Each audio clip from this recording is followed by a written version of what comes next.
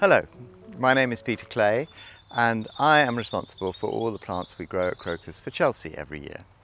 Today should be a big day. Wednesday the 20th of May, the garden has been judged, the awards given, and millions of the public will have their chance to decide whether that they agree with the decision.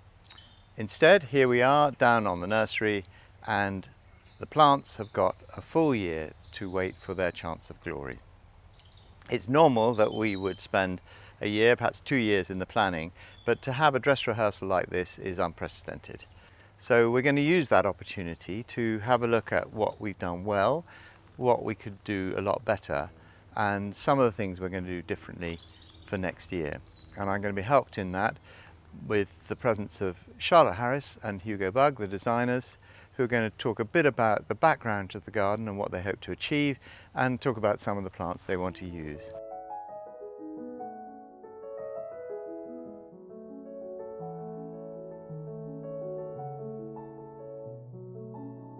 We're here at Crocus today to have a look at those plants.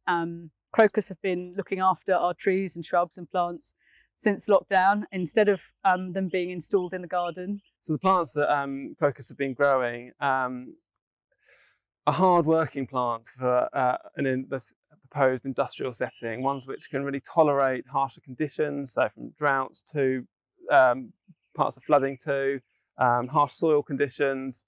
But also, because it's Chelsea, we do want those little ephemeral pops of colour. So we've got a rich tapestry of textures and greens and a very tranquil oasis of a feeling that we're trying to create.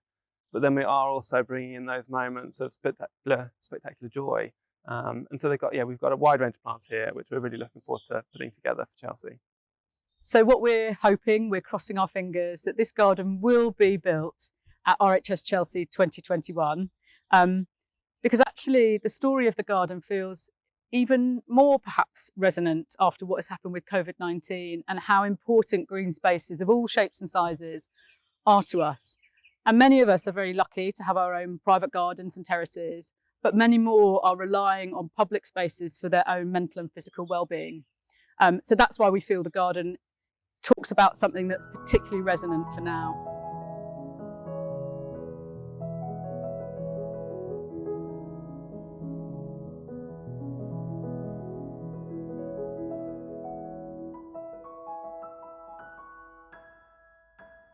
It's inevitable when you're growing plants for a show like Chelsea that you fall in love with some plants and not others. And this is one that we've all rather fallen in love with. It's a plant we've grown for 3 years, and 3 years has been the time it's taken us to get it to a size when it will flower. And this year, as you can see, it is perfectly in flower. This is an absolute showstopper of a plant.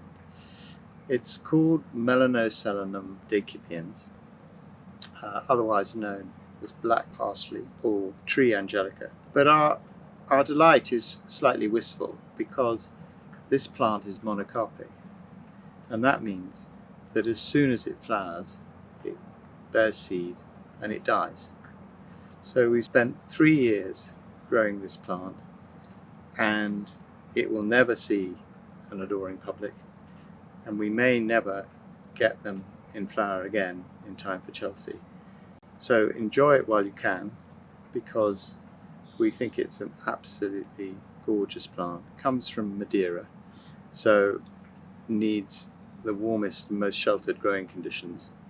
But if you're a plant lover and enthusiast, definitely want to try.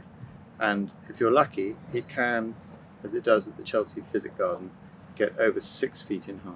So it's a stonker.